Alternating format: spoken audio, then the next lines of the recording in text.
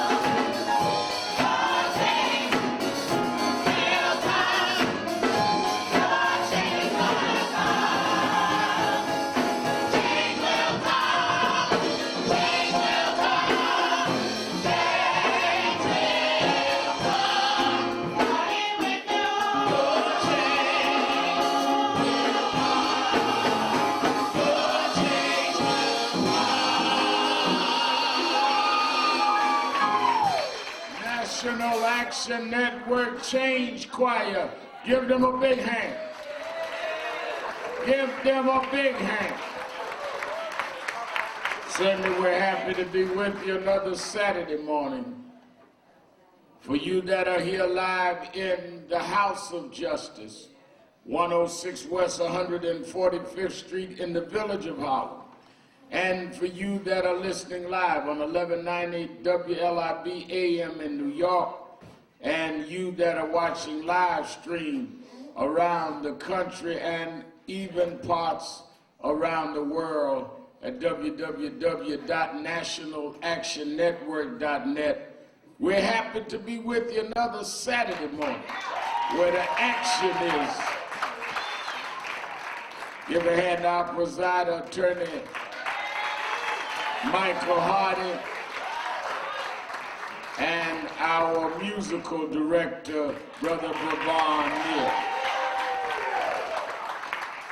Certainly we are excited about our convention that starts Wednesday morning. Let me say before I go into that, I was coming out with Bishop Daughtry, glad Reverend Bishop Kirby Daughtry with us here, telling me that on yesterday was Randy Weston was 90 years old, and I want to give him a shout out. I don't do birthdays, but if you can get to 90, you deserve a shout out.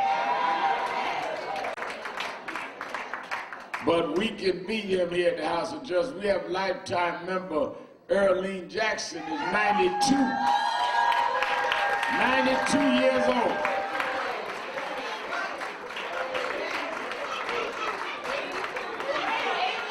No, she's 82.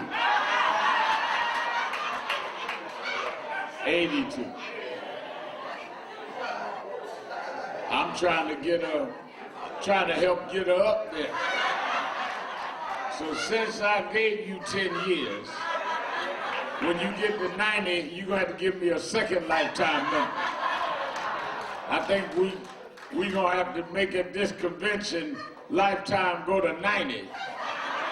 If you get over 90, we want a second lifetime. Some of y'all live a long time on this now. If they gonna put retirement age up, I'm gonna put lifetime membership up. Give Earlene a big hand.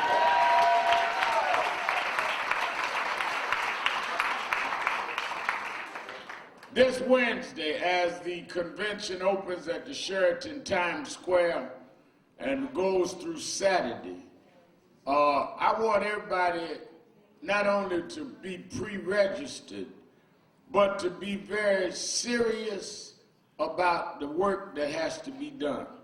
Already some people have come in town. This is the Saturday leading into the convention. And I want people to understand we don't have conventions for fun and frivolity. And if there ever was a time for people around the country to sit down and be serious, we are at that time. When you see all of the vitriol and rancor that has come out in this campaign, and you don't know where it's going, North Carolina and Mississippi making laws where they can ban folk based on who they are, trying to cut off health care to people, trying to openly discriminate against people based on where they are from. We are in a very ugly period in the history of this country. President of the United States, elected and then re-elected. Supreme Court judge, justice dies. He nominates a replacement, and they said, well, we just gonna wait to after the election, just throw the Constitution out. You are looking at unprecedented things going on right now. So when we meet this week, that's why we got the top names and experts coming in. We are meeting to deal with serious stuff. This is not about who you like or getting something off your chest. This is about really saying how we come out of this with an action agenda to really save what we must save and stop the forces that want to turn us around. This is a serious, this ain't no grub match. You know, I was watching all week, and they're trying to reduce this to, oh, well, Hillary said this, and Bernie said that, and Trump said this. All of that, this is not about a schoolyard fight. This is about folks' real life. Porter called me the other day when former President Clinton got into it, some activists down in Philadelphia, and they stood up about the crime bill in '94. I said, well, we opposed it in '94, and I'm for bringing down crime. In fact, we were painting red X's on crack houses to show where the crack houses were, and the police wouldn't stop it. But I still was opposed to them putting mandatory sentences in jail and jailing people for nonviolent crimes. I said, but the real point is they're right to protest, and he is wrong to reprimand him. But now somebody need to deal with now how we get the folk out of jail and still in jail. The debate ought to be, since Bernie Sanders and Hillary supported the bill, that ain't no one right and the other wrong on that one. Both of them supported the crime bill now. Since both of them supported it, who got the best plan to continue what Obama and them are doing to commute the sentences. That's what I want to hear. I don't want to just hear Bernie or Hillary say, I'm sorry. I remember in 2001, I went to Puerto Rico to help protest the Navy bombings in Vieques. And they put us in jail. We blocked the Navy base. They gave me 90 days, gave the other 3 with me 40 days. Then we talked on the phone in jail to Senator Schumer, Miss Clinton. They got us transferred to Brooklyn. And we got into jail in Brooklyn. Everybody came to see us. And that was good. And everybody said that it was wrong we were there. But everybody left us in jail.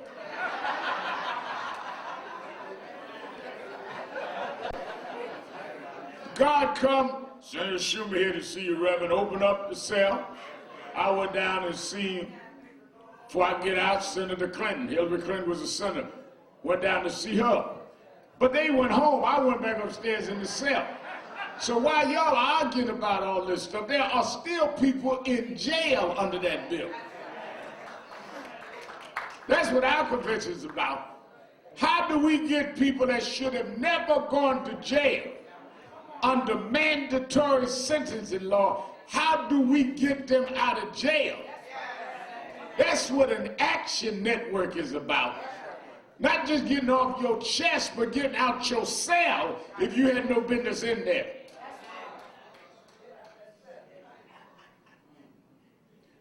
Gun control. Sister Aisha Shakur talk every week about gun violence. Well, I want Senator Sanders to explain why we don't want to hold gun manufacturers liable. Aren't we all about feel the burn? We get burned by guns every day up in here. So the reason I haven't endorsed anybody, I wasn't just being flippant and cute. I said I want to know who's on our side. So whether it's Mrs. Clinton explaining the crime stuff or Bernie Sanders explaining gun liability, we need to deal with where are we going forward, and the best program and the best one with policy, with a track record, we ought to support.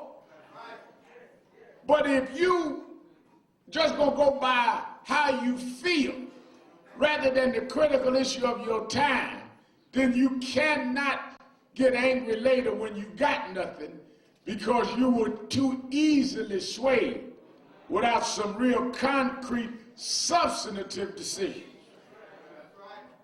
That's what I'm talking about. So Wednesday morning, we open up at 9, be there at 8 to get in. And then Ms. Clinton, Senator Sanders, but then we've got experts talking about how we're going to deal with voting rights. David Axelrod, who ran Obama's campaign. All of them will be in there. Thursday, Friday, Saturday, we are at the Sheraton Times Square. Saturday morning rally will not be here, be live there. And the head of the Urban League, NAACP, all of the major civil rights groups, we'll be doing Measure the Movement, and then the youth panels all day. The schedule is on the site, www.nationalactionnetwork.net. And of course, you get a schedule here. But you should call you in Radio Land that have not pre-registered. Call right now, 1-877-626-4651, 1-877-626-4651, or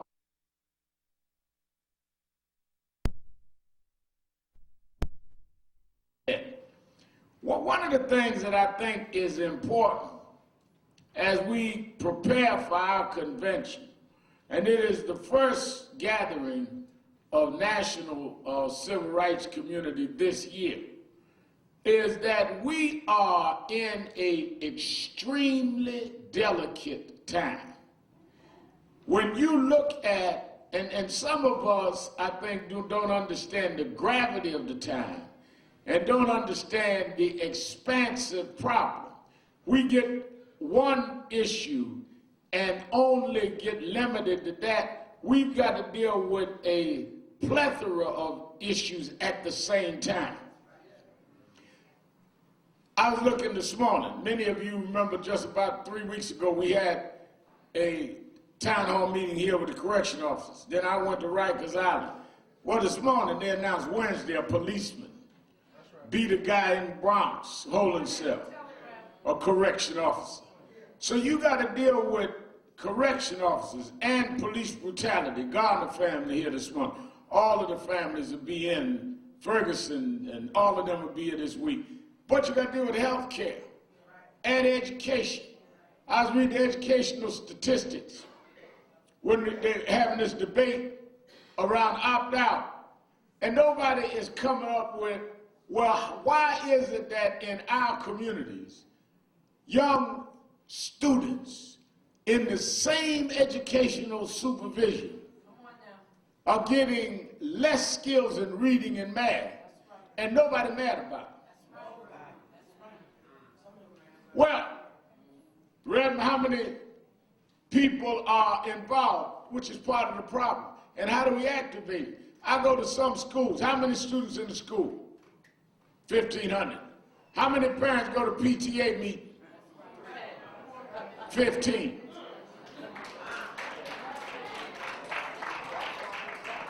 Well, Reverend, you don't understand. It's an impoverished area. My mother, after my father left and we moved to Brownsville, and she was on welfare, domestic worker, but she was never too poor to go to PTA meeting. And she was never too poor to make sure I did my homework. But what do we do about it, Reverend? Some of these parents are not responsible. Well, then we've got to develop how we parent children that needs parents.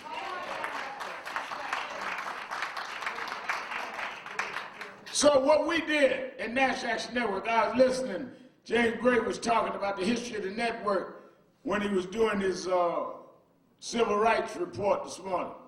One of the things we did a few years ago when Dr. Y.T. Walker was chairing the board is we challenged the ministers, which we got a big ministers workshop in the convention this week, to start that we're going to revive this year, Bishop Daughtry, and adopt a school program where we are calling on every church to adopt a school in your church community.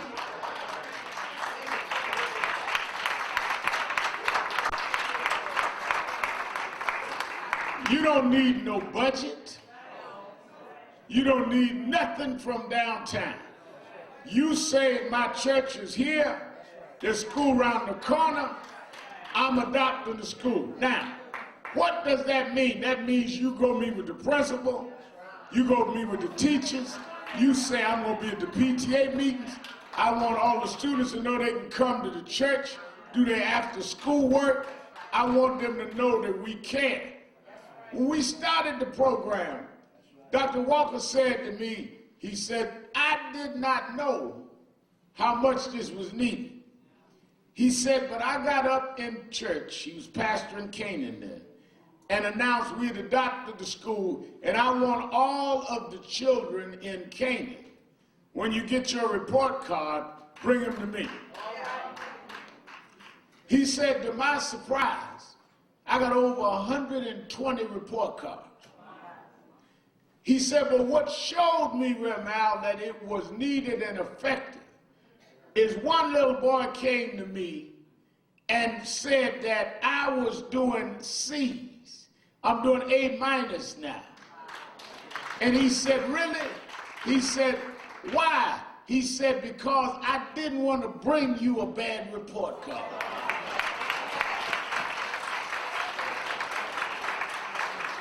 He said, well, why was you more concerned about bringing me a bad report card than your parents?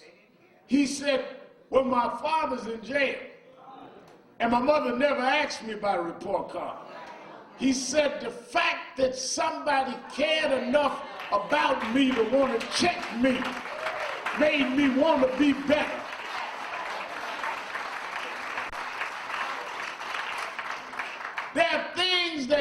need to be doing for ourselves because of ourselves. That's what National Action Network's about.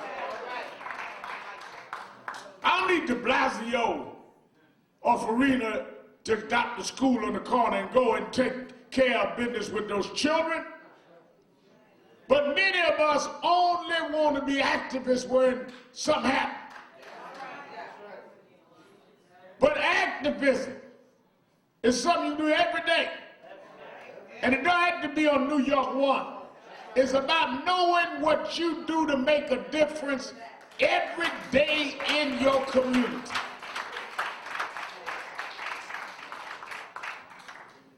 We as a community needs this kind of involvement. And this is, in our opinion, the priority and the necessity of what our convention is all about. Now, when I look at the healthcare situation, we are number one in some of the worst infirmities in the community, in the country. Yet, they're debating on whether they're going to keep affordable health care. Think about that now. They are debating on whether they're going to cover health care. There was an article this morning in the New York Times that Trump, and what he's saying, he want to end Obamacare, but he want to cover everybody. So they said, well, how you going to cover everybody? Well, you going to do what? I mean, just throwing out craziness. And the reporters kind of laugh, well, he don't know policy. But you talk about people's lives. This is serious stuff. This ain't no slogan stuff. Housing. We're being priced out of cities all over the country. People talk about whether or not you can live anywhere in town. You can't afford to. And that's why we had the public housing, the NYCHA town hall here the other week. They talk about renting out part of the housing in the projects. Soon, they force you out of the cities. We're going to deal with this in the housing workshop. They force you out of the cities. They're turning the suburbs into where they're forcing blacks. Because they say, well, y'all ain't got no job, no how, you might as well be out here. Let us get back in the inner city so we can get to work quicker. And we jack the rents up so high y'all can't come back. And while you arguing about foolishness, you are pushed out of your community in the name of gentrification. So areas that when I grew up and others grew up that were considered bad areas are now areas where they're sitting out on the sidewalk sipping mint julep, having outdoor plazas. You ride down Lenox Avenue, you think you're in Soho.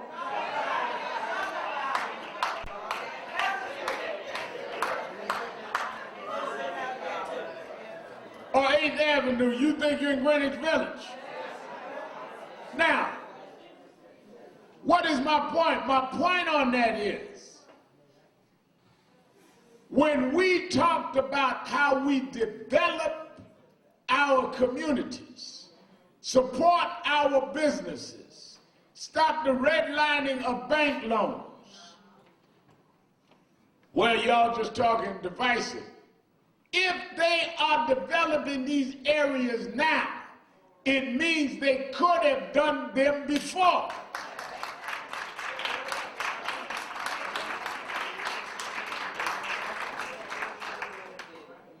It is no genius thing going on.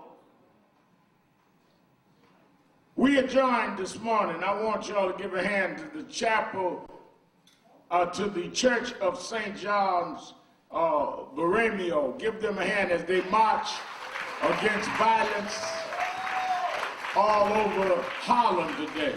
It's their Harlem March and Day of Prayer, where they're marching against violence.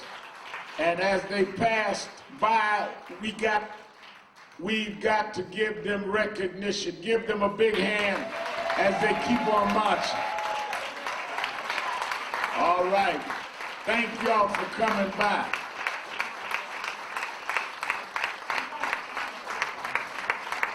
Isn't that wonderful?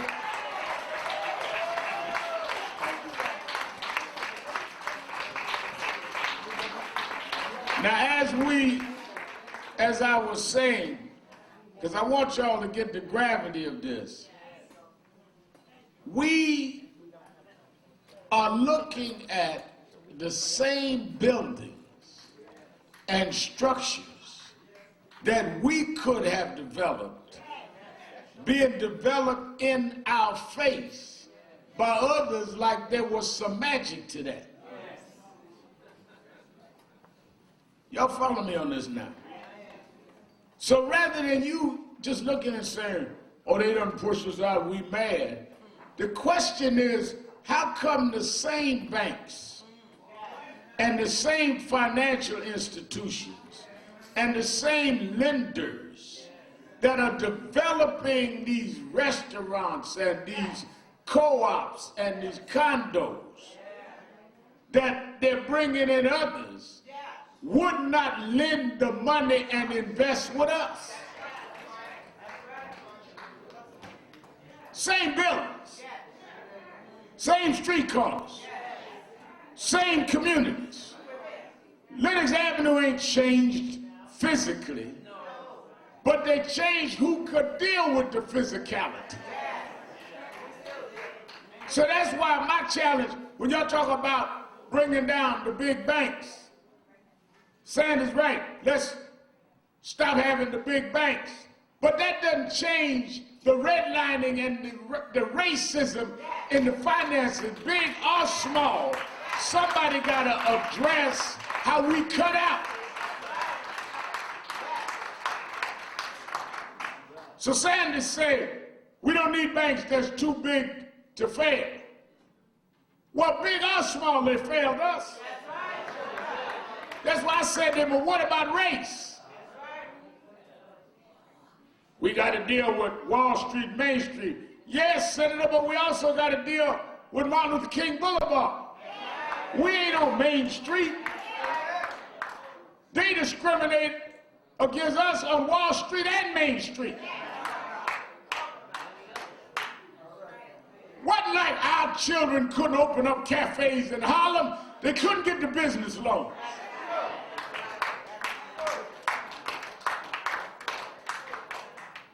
Wasn't like we couldn't develop businesses, we couldn't get the capital.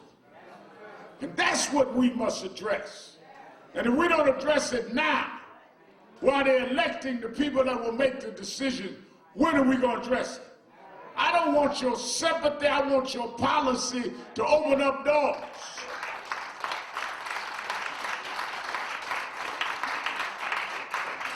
We send our children to college to get the skills, to come home and everybody can open up stuff in the neighborhood and have a lucrative business but our children, and we are not even discussing that.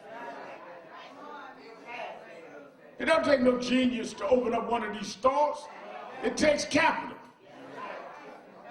And that's why I tell young people, don't become so smart that you become uninvolved. You impress yourself, oh, I went to the best school. But can you go to a best bank? I got a niece, been to Wharton School of Economics. Got every book she could think of. Knows every theory, from Adam Smith to Karl Marx. Lacks nothing but a job. Don't work nowhere. Know everybody, everything. Analyze everything. Know the Wall Street Journal every day, you can call them. She can give you the Dow Jones, everybody. Because she's available all day.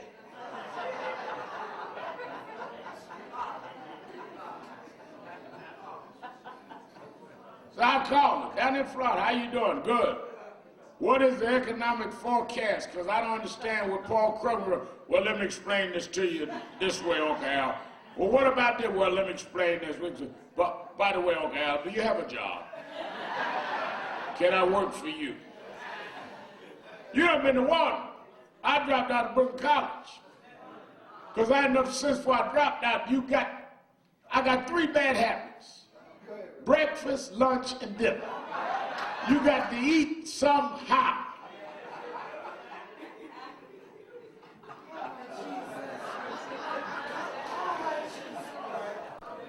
So what I'm trying to get clear as we go into convention is we got to come out with an agenda of economic and political empowerment.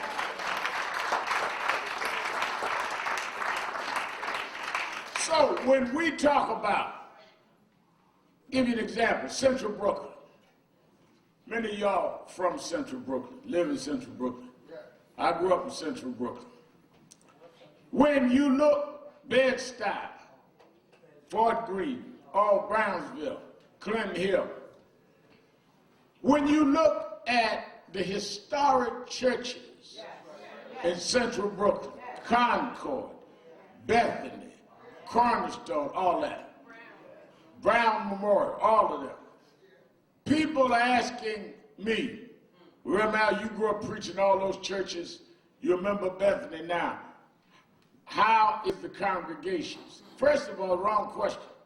They're still historic churches, solid churches. But the problem is the environment in Central Brooklyn has changed. What made the era of Dr. Gardner Taylor and Dr. William Jones and Dr. Sandy Ray and them strong is Central Brooklyn was an enclave of black-owned homes and businesses where we owned brownstones all in Central Brooklyn. So when Bishop Washington and Bill Jones and Sandy Ray and all of them were pastoring in Central Brooklyn, and Reverend Daughtry downtown Atlantic Avenue, where he still is, folk owned the house, invested in their churches, would go over to Stuyvesant Avenue and eat in McDonald's restaurant. This for you all had Macadee. I'm talking about a black-owned soul food restaurant on Stuyvesant Avenue. We owned our community. Am I right?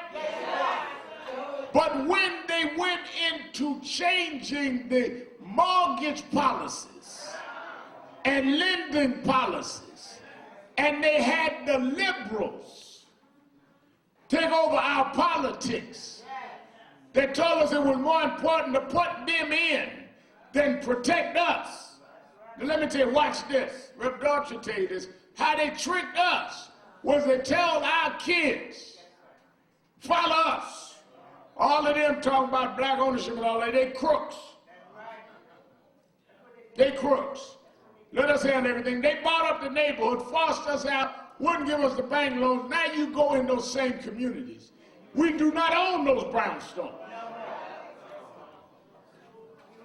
We lost them. And you do not have the same environment and economic base to support those historic churches. Same thing happening in Harlem. So you act like something wrong with the preacher. It's the environment has changed.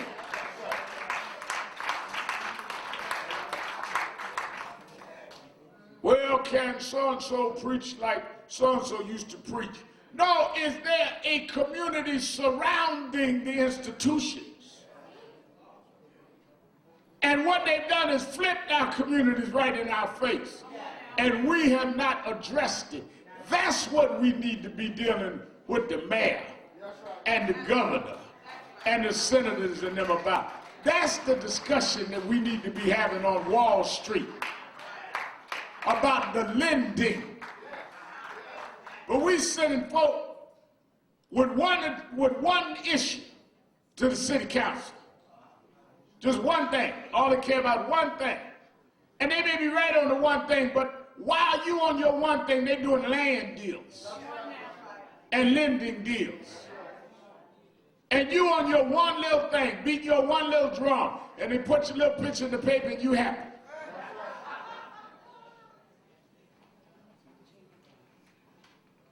There's a difference between social justice movements and just playing to get your little image up.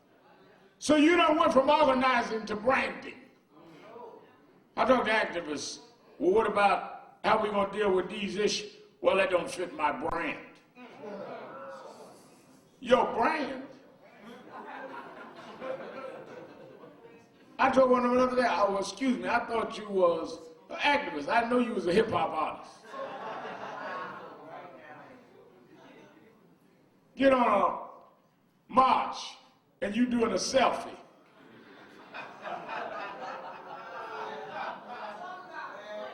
Now they got selfie videos. I am marching with the people down the street.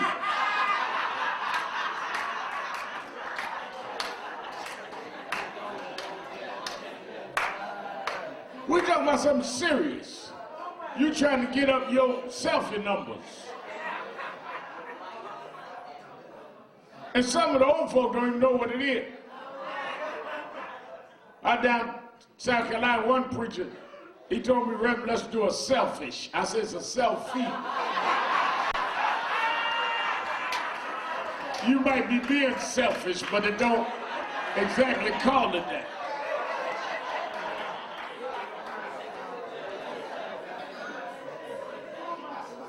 But what I'm trying to get through as we get into the spirit of the convention is that we are substantively gone backward.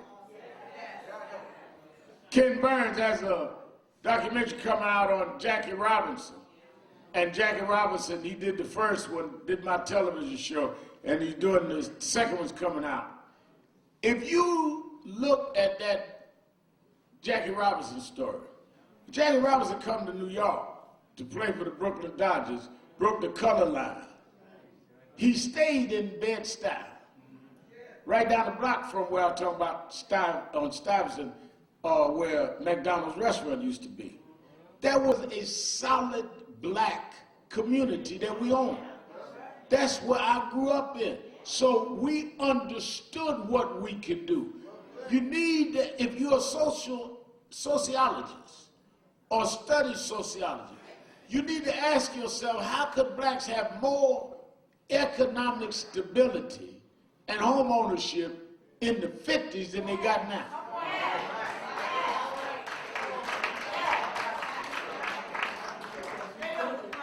How come there was more connection between blacks with resources and money then than now? Yellow. When I was a kid coming to Harlem, Roy Campanella owned the liquor store. Sugar Ray Robinson owned the club. Our star stayed at Hotel Teresa. There was a connection in our community. One of the reasons these children and the young adults don't have any kind of reference point is the stars they look up to are not connected to them.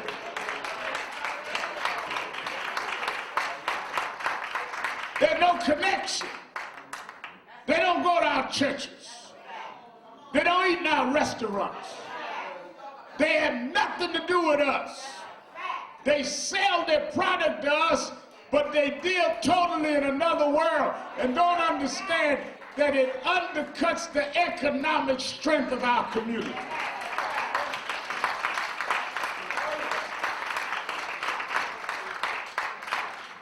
Reverend Al, you old school, you go to Sylvia's. I go to Sylvia's because I know who Sylvia was and we own it.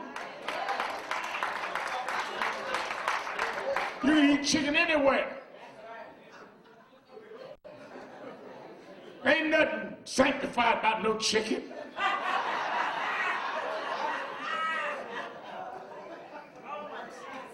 But you choose to support what is going to inevitably support you. I said that when I did the little cameo in the Malcolm X movie for Spike. You can't go in no community and not grounded in the history of that community. This is a multicultural city. But you can't go down in an Irish community and see a Booker T. Washington Irish pub bar. It don't happen and they wouldn't support it.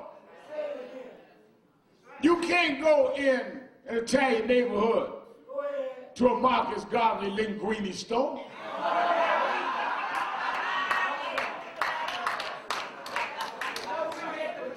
They wouldn't support it and they should. You can't go into a Jewish community and see a Martin Luther King delicatessen. Why does everybody come in our community can own and operate whatever they want, and we support it without saying that we want to have our own business, that we can support and do business with you?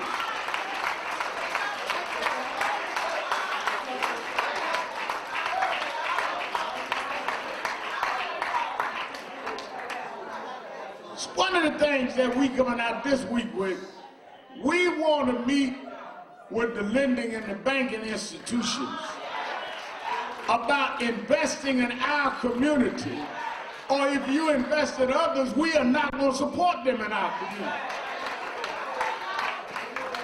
You ain't going to just have everybody set up shop and think we dumb enough that we going to spend our money when you denied our children the right to spend money.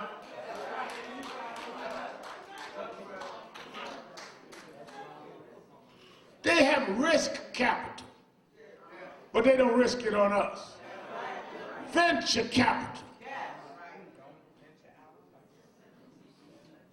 They're building developments all over the city. Well, that's good. But how many of those contracts are on the black contractors? How many people working on those sites are black? You're in our community building, giving jobs that's paying $30, $40, $50 an hour in our neighborhood, calling us names while you are squeezing the juice out of our community. And y'all are in here with a big primary and nobody talking about it. I'm going to put it front and center on the agenda. Our folk need to eat.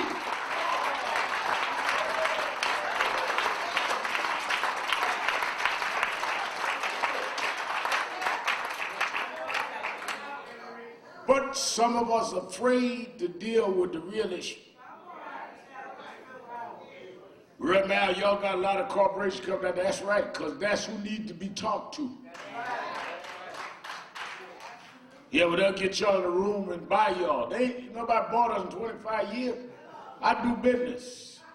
I mean, first of all, James M. Toomey used to say, why do you assume if we all get in the room that they smarter than us? Reverend, don't you have a meeting? Oh, is he going to sell out? Why don't you assume that they might be getting beat? But our own self-hate and our own inferiority complex is we don't feel that we can go in the room and outsmart other folk.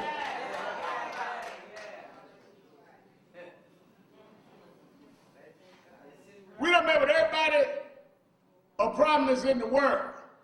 I ain't think about no councilman, no assemblyman go outsmart me. I done the last 7 years as president, and you worried about can I meet with a banker? He better go get his squad to meet with us.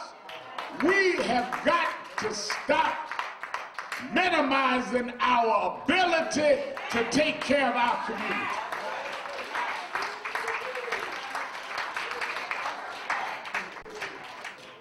is pathetic. And that's why I want the best and the biggest at our convention. One, because they need to understand that we are dealing with them at peer level. And that we want our community respected and regarded and empowered, and we got plans to do it. You got people right here in this audience this morning that the only difference between them and wealth and power is that somebody got to see their plans and invest in it. And you may think they're crazy, but they ain't no crazier than Steve Jobs was. But somebody invested in him. When they come with the idea of Apple, it did not make sense. The world hadn't seen nothing like that. But somebody took venture capital and invested in that. These young folk are not crazy. These young folk have no connection to those with the resources, and they got the resources out of our community.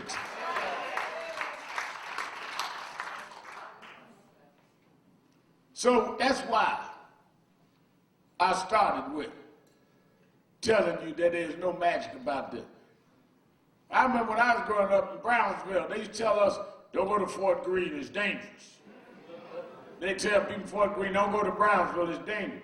Now you go to Fort Greene, and they sitting out there having big fun. You can't even afford the restaurants. I'm talking about right where we used to see the gangbanging. The cab is now DeKalb.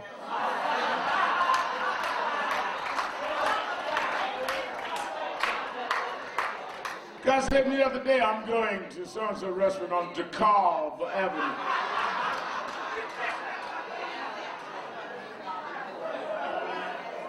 God invited me, getting ready to open up a cafe on Belmont Avenue in Brownsville. He said, you know where Belmont is? I said, I used to go to Belmont Market. Mother used to go up there and argue, get the prices down on my corduroy pants that I used to wear until I split them so much she couldn't sew them up. But now they're turning all those areas around. Why? Because they capitalized them. Now let me tell you this hook we're going to deal with at the labor workshop. A lot of the capital comes from people that have risk funds and venture funds from investing the pension funds from our unions that do not allow blacks to manage and decide on where the pension funds are going to be invested. I figure I'd give y'all forecast because we ain't going down to Sheridan because we ain't got nothing else to do this week. Well, how do we have unions? 85% of the membership black and Latino, but no blacks or Latino managing the pension fund. Nobody got nothing to do with the money. They take the money managed by the same people that give others the capital to build these businesses. And we have people in our families that know how to manage funds and will invest them in our community. It's going to be a major part of this convention this week. That is why when I was a youngster, they got this big article out in Vanity Fair, and Reverend Dog all them talking about how I grew up in Operation Breadbasket. I grew up Operation Breadbasket. There was a piece they called the Kingdom Theory, where we saw our communities, it's founded by Dr. King, we saw our communities as a kingdom. If you read Dr. King's last book, where do we go from here? Chaos or community? People take out what they want. Part of what he did is he founded Operation Breadbasket to undergird the economic and businesses in our community that we own. That's right. This is Martin Luther King. Got it from Reverend Leon Sullivan. I preached at Sullivan's old church in Philly last Sunday, Zion Baptist, who built Progress Plaza in Philadelphia. Now, what the idea of kingdom theory was, if you as a people control a kingdom, all of that feeds the kingdom. It also raises your children to grow with the mentality of kings and queens. One of the reasons that we opposed using words that break down the self-image of our young people. I explained to some of our hip-hop artists. The reason I was against using the N word and the H word and the B word is there is a difference in raising children to think like kings and in raising children to tell them you ain't nothing but a nigga. Because if you grow up thinking you ain't nothing but a nigga, you'll do nigga business and nigga things and go to nigga schools. Because that's what niggas do. But we are not niggas. We are kings and queens that need to take the domain of our community.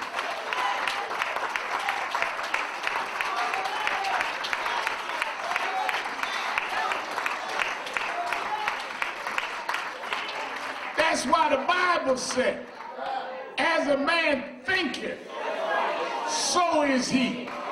That's why the Bible said, let the weak say I'm strong. In order to think strong, you got to say you strong. You ain't never gonna get up till you think you can, until you know you belong up. I don't belong down, I belong up. I'm gonna think up, I'm gonna claim up, and I'm gonna hold till I get up.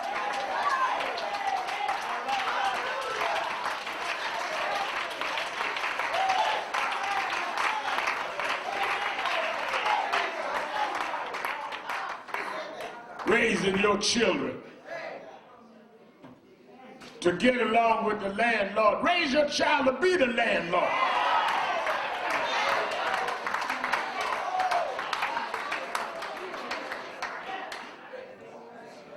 Make sure you always got your rent. No, make sure you got the deed. We got to change the thinking in our community. Ownership. Well, we sit up here discussing politics and not even dealing with how backwards we go. What do you mean, Reverend Mal? Granddaughter, Princess Sutton, is chairing our convention. I think about how in '77, Princess Sutton ran for mayor. We are in 2016. We've only had one black mayor in the history of this city. And we are not even offended. That ain't their fault, that's our fault. You sit up there arguing about Hillary and Bernie. When we are the first election after black president, why ain't a black runner? You ain't even in the discussion. You sitting around hoping somebody mentions you. I wonder y'all gonna get to my issue. We should be on the platform. Chisholm and Jesse and I put you on the platform. Now you back in the wings, begging somebody to bring you up.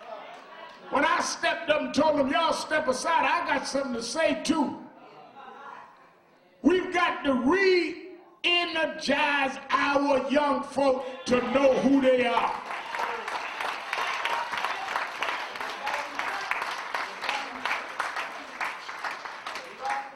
And stop apologizing for reaching for greatness. Stop apologizing for reaching for strength. You come from strength. You come from greatness. There's nothing beyond your ability to grasp. God empowered us if you embrace the power he's given you.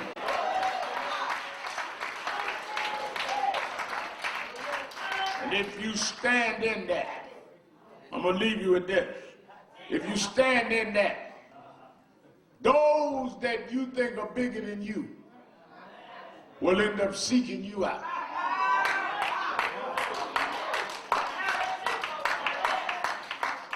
Y'all talk about your Christian Jesus.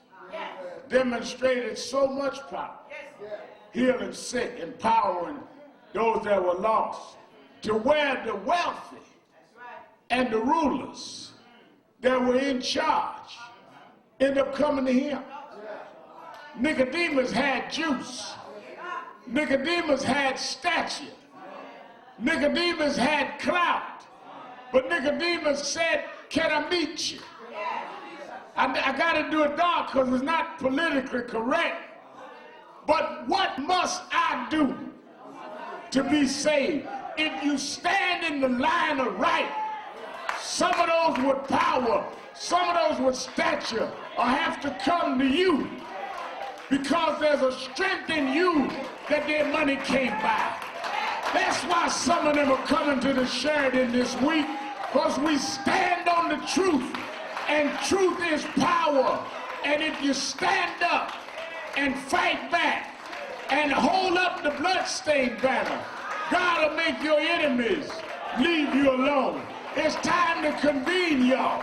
It's time to take the land back and the power back. We are a mighty people. Our time is now. Our mandate is upon us. God will make the first last and the last first, and the lion and the lamb will lay down together. Everybody sing. Everybody sing.